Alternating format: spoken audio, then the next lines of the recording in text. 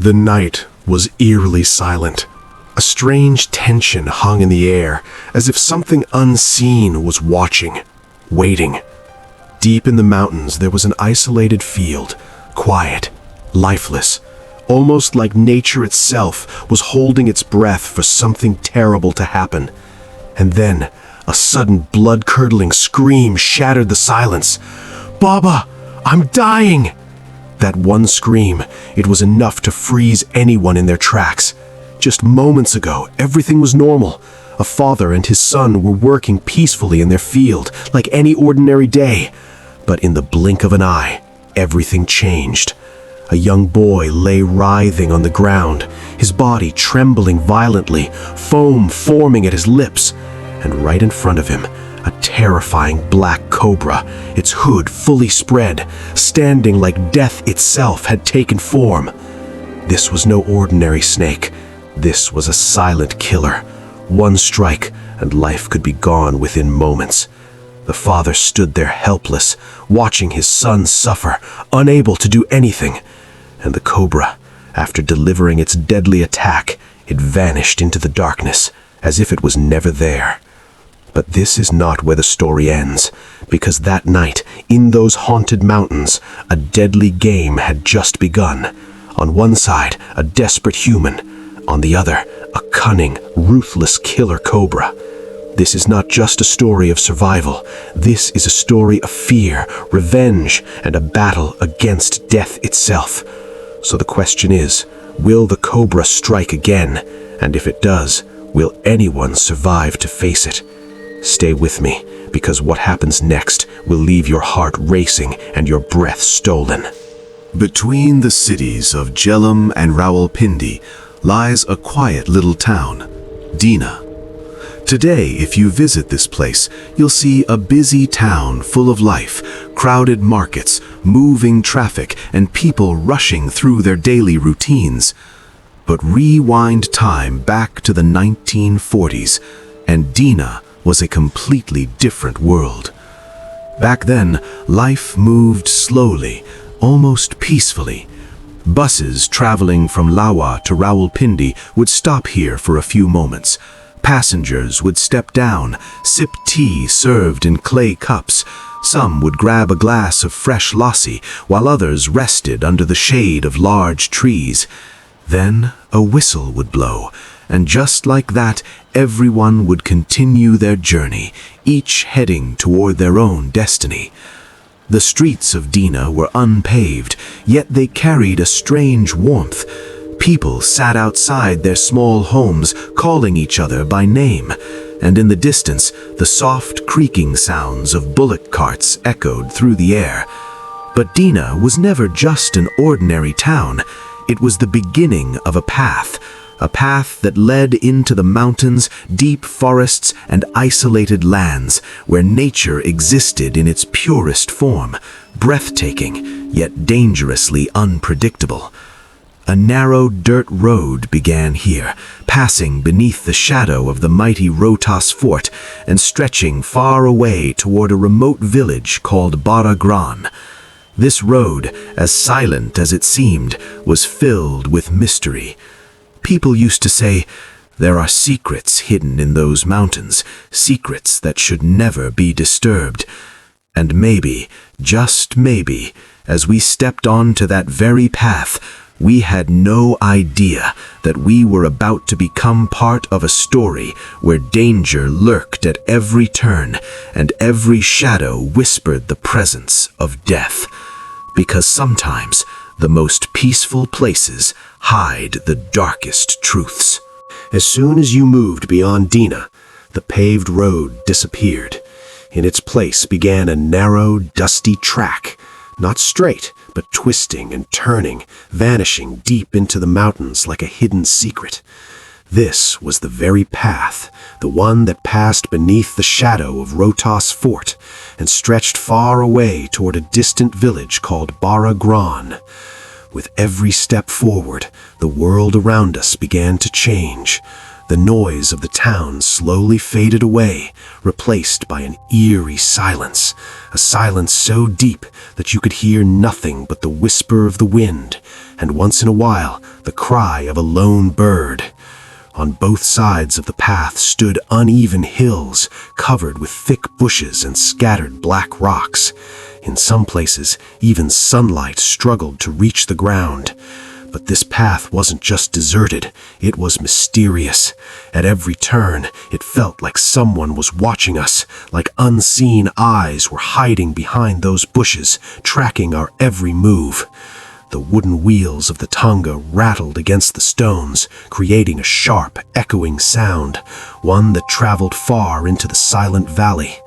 The locals used to tell strange stories about this road. They said sometimes dangerous animals suddenly crossed your path, and sometimes you encountered something that stayed with you for the rest of your life. We laughed it off, thinking they were just stories, but little did we know, this very road was leading us closer to a danger so real that after facing it, we would never be the same again. Because some journeys don't just change your destination, they change who you are forever. As we moved beyond Baragran, the mountains began to rise higher, and the path grew steeper, rougher, and far more dangerous. This was a land where nature existed in its purest form, beautiful, yet brutally unforgiving. The trail leading towards Tilla Jogian was anything but straight. It twisted through narrow mountain passes, dry riverbeds, and winding footpaths, climbing higher and higher into the unknown. With every turn, a new drishya unfolded, and each one more breathtaking than the last. Endless valleys stretching into the distance, dark rocky cliffs, and thorny trees clinging to life in the harsh terrain. And then there was the silence. A silence so deep that even your own breathing felt loud. As we slowly climbed upward, cool gusts of wind brushed against our faces, bringing with them a strange sense of calm, almost hypnotic. Finally, as you reach near the peak of Tilla Jogian, a view appears that words can barely describe. Mountains spread in every direction, valleys fading into the horizon, and below, a thin layer of clouds, as if the earth and sky were touching each other. For a few moments, you forget everything. Your heart feels light, your mind goes quiet, and your soul fills with a deep, peaceful stillness. But the beauty of this place hides a darker truth.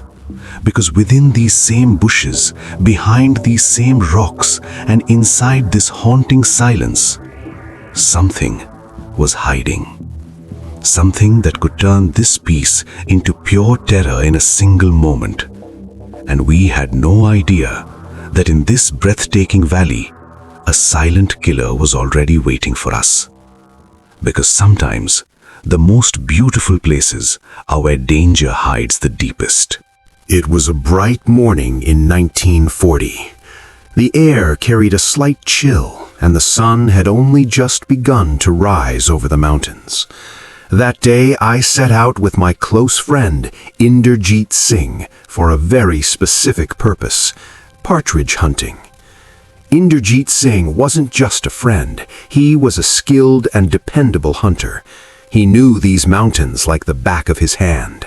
His eyes could spot prey from incredible distances, and his aim almost never missed. There was a certain excitement between us, the thrill of the hunt, the pull of the mountains, and the promise of a new adventure. "We're going to have a great hunt today," Inderjeet said with a confident smile, carefully checking his rifle.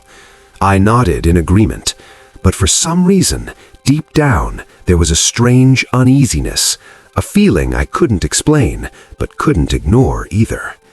We gathered our gear, rifles, ammunition, some food supplies, and water. Everything was ready. But what we didn't know was, this journey wouldn't remain just a hunt. It was the beginning of something far more dangerous. A story where the line between hunter and hunted would slowly disappear. As we walked along the path, we laughed, talked, and guessed what kind of game we might find. Step by step, we moved deeper into the valley, a place where silence felt heavier, as if it was hiding something. Maybe fate was preparing us for something else entirely, because the creature we were about to face was not only dangerous, it was intelligent, patient, and deadly. And very soon we would realize that today's hunt was going to be far more terrifying than we ever imagined. Because sometimes you don't choose the hunt chooses you. Evening shadows slowly stretched across the earth. The sun dipped behind the mountains, painting the sky in shades of gold and deep orange. As we finally arrived at the village of Bada Gram. After a long and exhausting journey, this place felt like a refuge. The village was small and simple. Mud houses, narrow dirt lanes, and a quiet life that felt untouched by the outside world. A few villagers sat outside their homes, watching us with curious eyes, perhaps because strangers rarely came this way. Waiting for us outside his house was Inderjeet's uncle, Sardar Surjit Singh, sitting calmly on a charpai. The moment Inderjeet saw him, he walked forward with a smile, and the two embraced warmly. "So, you finally made it. Hope you weren't too late?" Sardar Surjit Singh said, smiling with genuine warmth. He welcomed us with open arms and immediately took us inside. Within moments, a simple yet comforting meal was placed before us. Fresh rotis, warm food, and a glass of cool lassi. The exhaustion of the entire day seemed to melt away instantly. As night slowly deepened, silence took over the village. In the distance, faint sounds of dogs barking echoed, and cool gusts of wind slipped in through the doorway. We lay on our charpais, talking about the next day's hunt, planning, guessing, imagining. Everything felt normal, peaceful. But behind the curtain of that silent night, something was hidden. A secret we were completely unaware of. And we had no idea that by the next morning, this calm, quiet village would turn into the beginning of a terrifying story. Because sometimes the safest places are only calm before the storm. The next morning, as the first rays of sunlight touched the mountain peaks, turning them gold, we woke up. The air was cool, fresh, and incredibly still. When we stepped outside, the village wasn't fully awake yet. A few people had already started their daily routines, but most homes remained quiet, wrapped in early morning silence. Breakfast was simple, yet satisfying. Fresh rotis, butter, and a glass of lassi. After eating, we prepared our gear. Inderjeet Singh carefully checked his rifle once again. I secured the ammunition, and inside me, a strange excitement began to build. Soon, Sardar Surjit Singh's servant, Barjo, arrived with the tonga. The rhythmic sound of the horse's hooves echoed through the quiet air, like the beginning of an adventure, or perhaps something far more dangerous. We loaded our gear onto the cart and set off toward Tilla Jogian. At first, the path seemed manageable, but as we moved further ahead, it grew narrower, rougher, and filled with stones. The wooden wheels struck against the rocks, creating a dry, rattling sound, one that echoed strangely in the silence around us. Occasionally, we spotted a shepherd or a farmer in the distance with his animals, but overall, the place felt deserted, too quiet. We both began observing everything carefully, as if an unseen danger had already made its presence felt. This wasn't just an ordinary journey anymore. Every step was taking us closer to something unknown. And maybe today wasn't just about hunting. Maybe we were about to face something far more terrifying than we had ever imagined. Because sometimes, the moment an adventure begins, danger has already started watching you. At 11 in the morning, we entered a small mountain village. As we moved through a narrow street, a strange and unsettling scene stopped us in our tracks. A large crowd had gathered outside a solid brick house. From inside, we could hear the heartbreaking cries of women and children, and in the middle of it all, an old man sat on the ground, clutching his head in both hands, crying uncontrollably. The pain in his eyes, the helplessness in his voice, it was enough to shake anyone to their core. As we stepped closer, we learned the truth. A young boy inside that house had died from a snake bite. The father was his son, and he was still trapped in the shock of losing his son. What happened next made our hearts sink. The boy had gone to the fields early that morning. His father had lit a small fire nearby, and within moments, a terrifying cobra appeared out of nowhere and struck the boy. The father tried to fight back immediately, grabbing whatever he could to attack the snake. But this wasn't an ordinary cobra.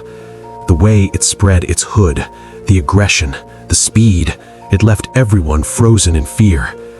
Villagers rushed to help, but by then, the snake had disappeared into the fields, as if it had vanished into thin air. The father carried his son home on his shoulders, but it was already too late. The boy didn't survive. The entire atmosphere was filled with grief, but beneath that grief, there was something else. Fear. A deep, growing fear. Because everyone was thinking the same thing. This is not just a snake. This is a killer. And now, it was still out there. That crowd wasn't just mourning. It was waiting for something terrible to happen again. And in that very moment, our journey changed. Because now, this was no longer just a hunt. It had turned into a deadly mission where the line between hunter and hunted was about to disappear. Because sometimes, one tragedy is all it takes to awaken a nightmare. That old man, standing in the middle of the crowd, his hands gripping his head, his eyes filled with helplessness. The sight shook us to our core. We realized this wasn't just another snakebite incident. This was something far more dangerous. A killer cobra, one that could take a life within moments.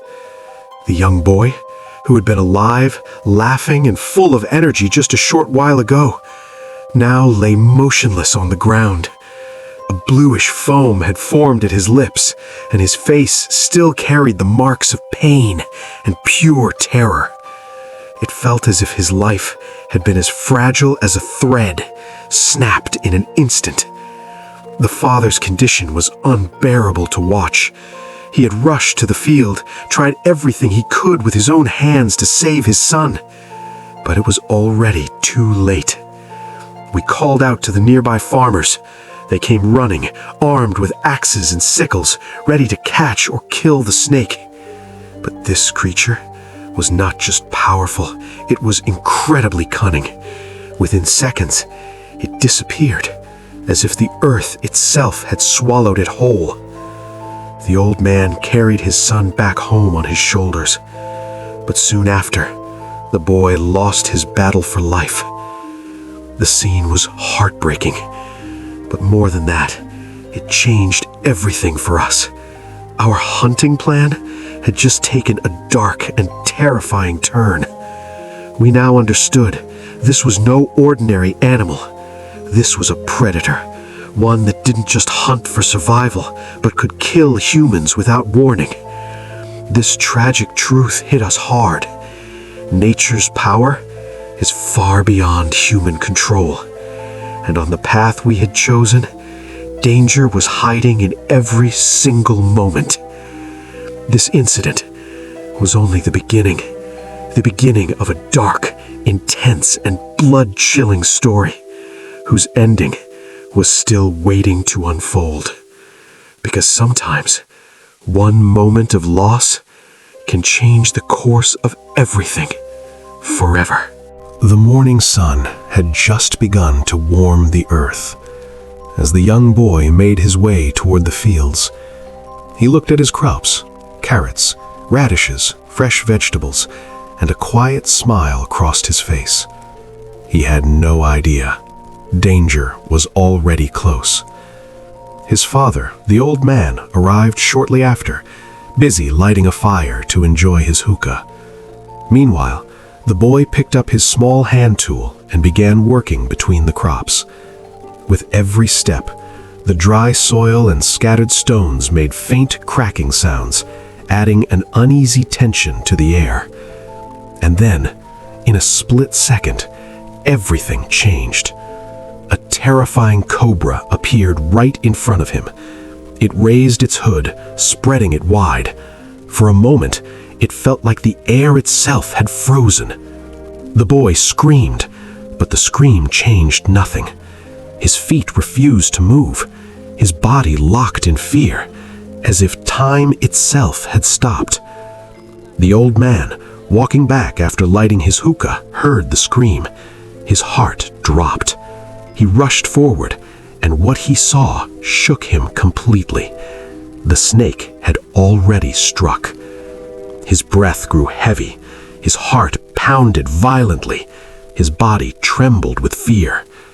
Without thinking, he grabbed a weapon and attacked the cobra. But this creature was fast, deadly fast. It rose again, ready to strike, and for a moment, even the old man stepped back in fear. Farmers and villagers came running to help, but before anyone could act, the snake vanished into the fields like lightning, gone, as if it had never been there. The boy collapsed to the ground, blue foam forming at his lips, and in that moment, everything became clear. This was no ordinary snake. This was a killer, a silent predator that could take a human life in seconds. Because sometimes, death doesn't warn you. It strikes before you even realize it's there. The morning sun was still soft, gently warming the fields. As the young boy walked toward his land, he looked at the rows of carrots, radishes, and fresh vegetables, a quiet sense of happiness on his face. But he had no idea that danger was already waiting. His father, the old man, arrived shortly after, busy lighting a small fire to prepare his hookah. The boy picked up his tool and began working between the crops. With every step, the dry soil and scattered stones created faint crunching sounds, adding an eerie tension to the silence. And then, everything changed in an instant. A terrifying cobra appeared right in front of him. It raised its hood, spreading wide, like it had taken control of the entire space around it. The boy screamed, but the scream meant nothing. His body froze. His feet wouldn't move. It felt like the world itself had stopped. The old man, returning after lighting his hookah, suddenly heard the scream. His heart dropped. He rushed forward, and what he saw shattered him completely. The snake had already struck. His breathing became heavy. His heart pounded violently, and his whole body trembled in fear. He quickly grabbed a weapon and tried to attack the cobra, but this snake was not ordinary. It was intelligent, fast, deadly. It rose again in defense, ready to strike back. Even the old man stepped back in fear. Farmers and villagers rushed toward the scene, but before anyone could react, the cobra vanished into the fields like lightning, gone, as if it had never existed. The boy collapsed to the ground, blue foam forming at his lips, and in that moment, everything became painfully clear. This was not just a snake.